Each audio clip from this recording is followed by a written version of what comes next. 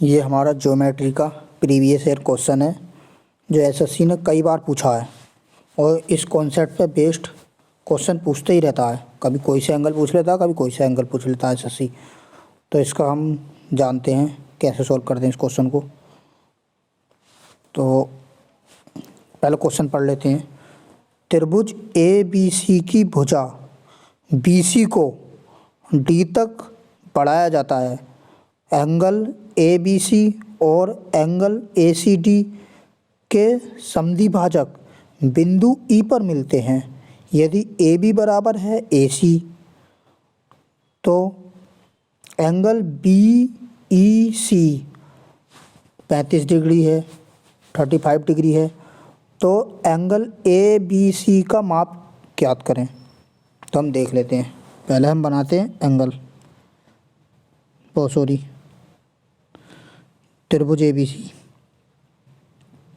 तो हम पेन ले लेते हैं ब्लैक।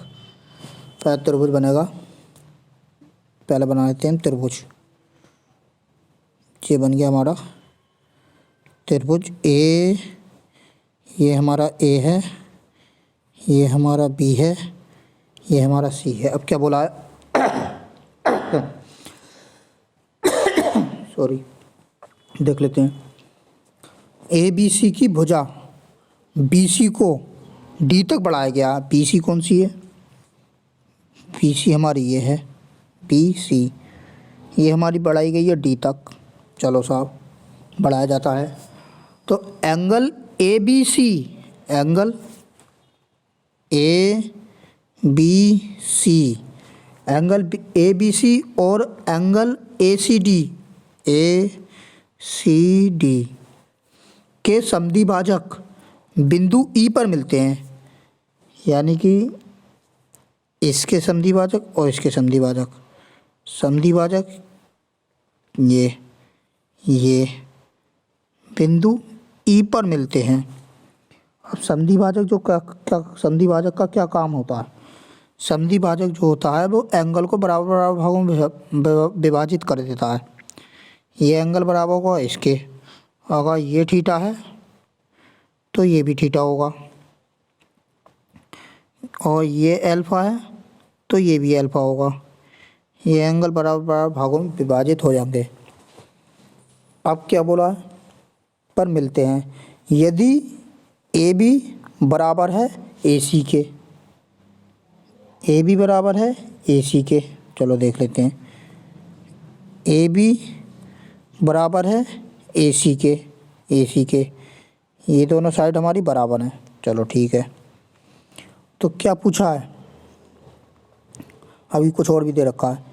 एंगल बी ई सी, एंगल बी ई सी, एंगल बी ई सी, एंगल बी ई सी दे रखा हमारा 35 डिग्री। ये हमारा दे रखा है 35 डिग्री। चलो अब तो बहुत आसान काम कर दिया इन्होंने। अब क्या पूछा है? तो एंगल ए बी सी का माप ज्ञात करें। एंगल ए बी सी का माप ज्ञात करें। एंगल हमारा ये वाला नहीं पूछा है, ये वाला पूछता तो बहुत ईजी हो जाता। एंगल पूछा है A B C, angle A B C, यानी कि एंगल ये वाला पूछा है हमारा पूरा कंप्लीट। अब इसको कैसे ज्ञात करेंगे हम देखते हैं। अब ये हमारा एक कॉन्सेप्ट होता है। इसमें अगर कोई त्रिभुज बने इस तरीके से, जैसे ये बनाया है हमने, देख लेते हैं इस वाले पेन से, थोड़ा मोटा करके देख लेते हैं। जैसे कि ये त्रिभुज बने हमारा, इसी में देख लेते हैं। ये इधर देख लेते हैं साइड में, इधर देखें साइड में, इसमें देखें, इसमें देख लेते हैं।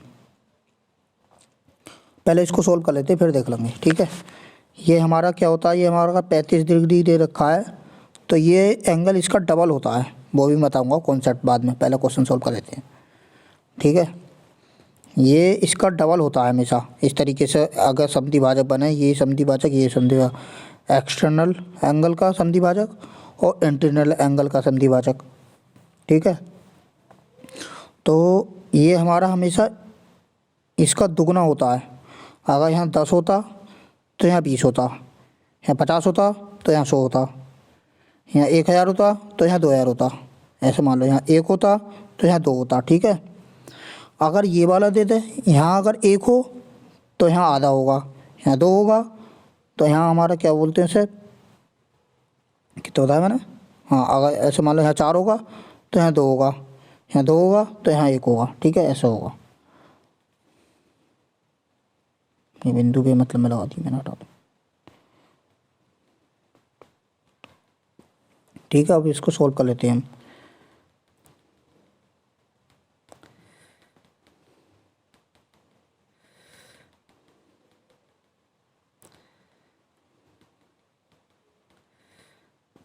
तो मैंने बताया ये हमारा अभी कितना है, 35 डिग्री है। ठीक है,